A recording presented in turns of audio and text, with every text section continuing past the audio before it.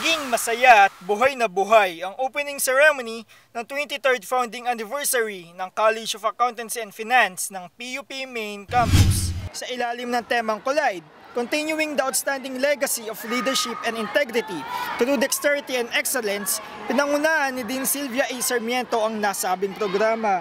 Gamit ang mga naglalakihan at makukulay na mga floats, sinimula ng programa sa pamamagitan ng isang parada kung saan kalahok ang mga estudyante. Sa kabilang banda, nagpahayag naman ng inspirational message si Manila City Vice Mayor Isko Moreno.